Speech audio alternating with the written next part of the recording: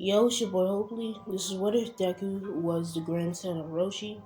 So, let's get into it. But before we do, remember to subscribe to this channel. It only take a second. You can always go back on your claims. My channel gets inevitably trash. With that being said, let's get into it.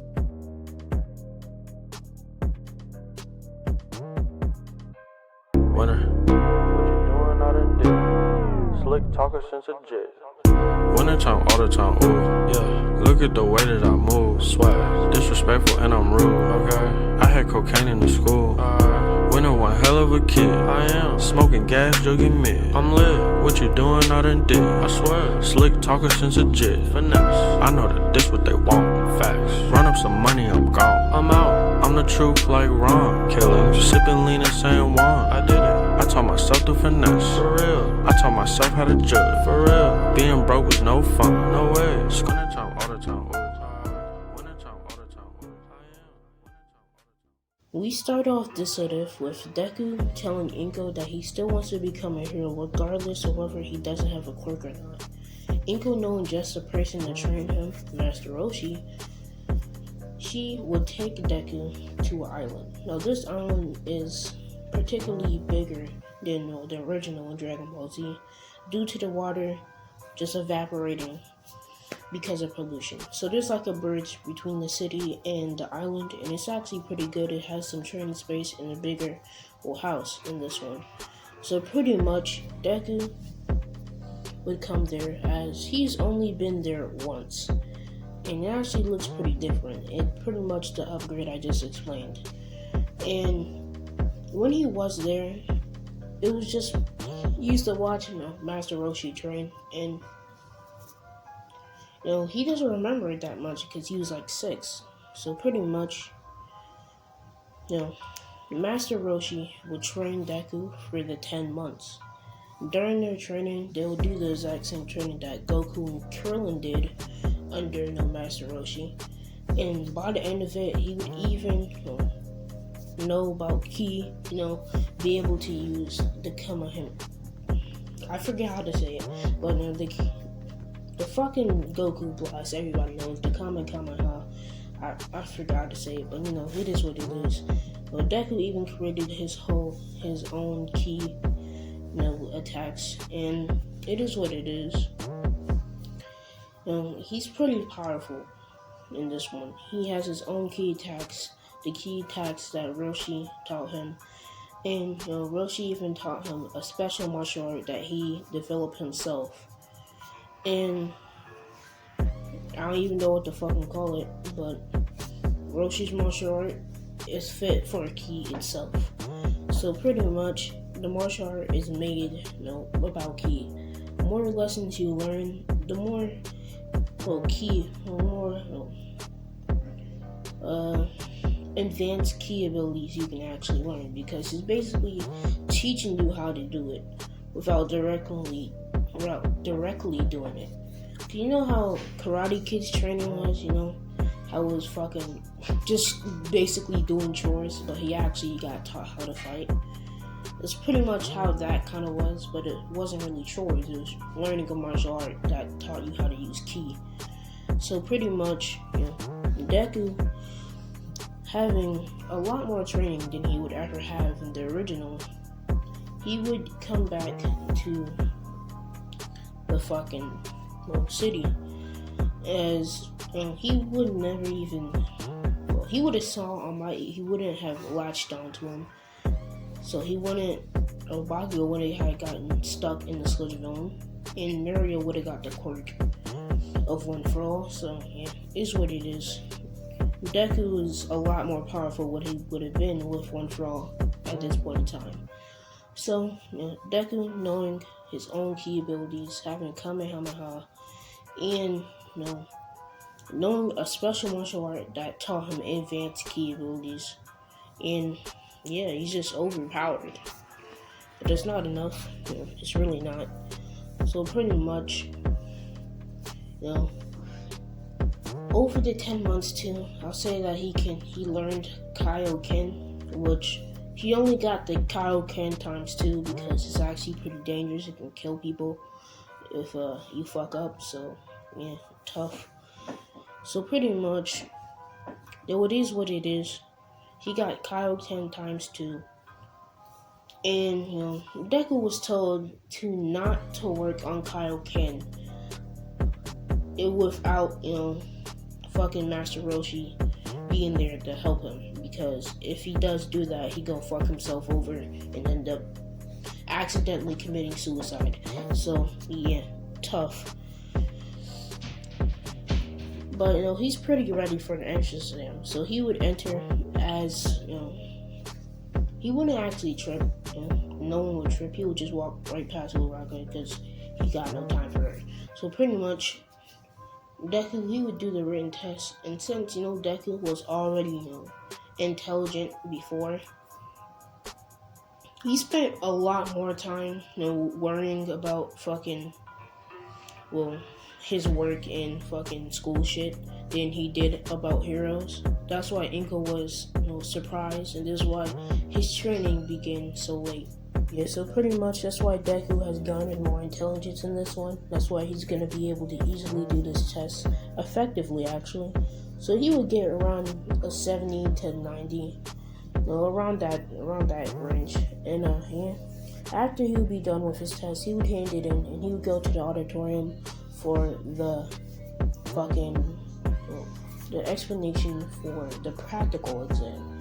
As President Mike would explain what it is in the 4 robots, but explaining that the 4th one is just for distractions only. So pretty much, Deku understanding the circumstances after, Ida, was fucking telling President, he was on his shit, the same thing happened basically. So Deku understanding the circumstances, he would go out and he would go to the gate with everybody else lined up, and he actually tries to move to the front to get a better view of the gate and trying to plan out which building he's going to jump on to attack robots from, because he can obviously see from the front that these robots are deactivated. So as soon as they activate, he's going to try to guess where they're being where they're gonna move. So pretty much, he's over there just looking, and that's when Ida would walk up to him, thinking that he's trying to talk to Uraraka and whatnot, and that wouldn't have what was about to happen. So Deku just tells him to shut the fuck up, and the gate opens, and Deku would just jump up to a building to the left. As that would happen, Deku would pretty much, continuously, spread around, just start throwing out key clones, which, he just uses, key, and it just forms pretty much, how shadows work. It's just like his shadow being formed into key, and it's pretty much just him, but it's key. And it's a clone of Key. You get it. So pretty much, seeing, a bunch of fucking robots, he would send off about 5, and he would just watch them do some work, and he would just go after some robots personally, as he would actually go around and just fucking bodying these robots, bro. They had no fucking chance. He can beat these shits up with his bare strength. So pretty much, with his training, he can just fucking jump on it and just beat it up. So it really wouldn't take that long, as his 5 key clones would probably take out 40 robots, and Deku would just take out 21. So pretty much, it is what it is. He sees that he got enough points to at least, pass, so he just decides to just slack off and just chill on top of a building. As the 0 pointer robot is actually causing a lot of fucking debris to fucking fall down due to its size and it not being controlled by a human. It's just fucking moving around. So the robot would glitch out, and they would actually, knock down some debris, which it was not supposed to do. And that's why, Uraraka would get caught under the debris. As, Deku, knowing that, this ain't it, chief, he would fucking jump off the building, all Spider-Man-like and shit, and he would just fly, and he knows that he's gonna have to take care of this robot real quick. So I forgot what it's called, but it's pretty much it's like a melee attack, but it's fucking key. So pretty much Deku would fly up and he would throw down a Final Flash type attack, as it would just destroy, just completely decimate. But his version of this key attack doesn't really just bust through things. It more like once the beam touches you, you start to decay like Shigaraki's quirk. So it's more clean. It's not gonna destroy everything around it. Due to Deku knowing that this is it's an actual test. And they even still test you about how would you even interact thinking that there's people in these buildings trying to use these big ass attacks. So if you fucking mess up a building, you can mess up a building and just blow that shit up while people are in it. So yeah, Deku, knowing all that, being a big brain person like me, he would use a clean decay attack that decay the 0 pointer. As Deku would drop down to the ground, as he would use ki healing, which is an ability that Roshi taught him. I don't know if that even exists, but yeah, I guess. So pretty much he would just ki heal Uraraka after he gets the rubble off of her. So yeah, pretty much he would talk to Uraraka then, and Uraraka would thank him for saving her and all. So yeah, Deku would pretty much leave, as Deku waiting for his 2 weeks to get his letter telling him that he's in or not. So pretty much 2 weeks later, after he gets his letter, he would pretty much see the fucking hologram, as he would turn it on, and it's just a regular letter. It wouldn't even be All Might. It would just be a regular hologram letter that everybody else would get. So it would just be Principal Nezu telling him about how he pretty much got first place on his written exam, surprisingly, and he also got first place on the practical exam due to him already having 40 something points off of just robots, then 60. So he had 60 from the rescue and 40 from the actual robots. So he got around 100 and something. So pretty much as fucking what's his name? As Deku would pretty much just take his phone and he would call Master Roshi, as Roshi would pick up on the other side, asking why he was calling him. As Roshi would pretty happily hear that Deku got into UA to become a hero.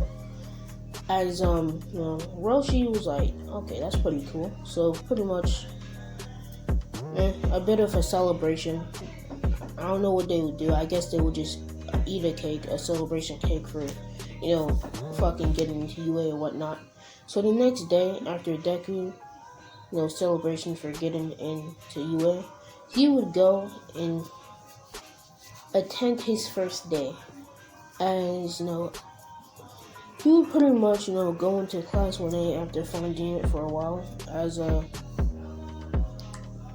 he would see Aizawa in a body bag just fucking sleep, and the rest of the kids just pretty much doing nothing but talking and shit, and Bakugo and Ida are just arguing, and Bakugo know he didn't get first place, but he doesn't know who got first place. Neither does anybody else. They don't show anybody else's scores.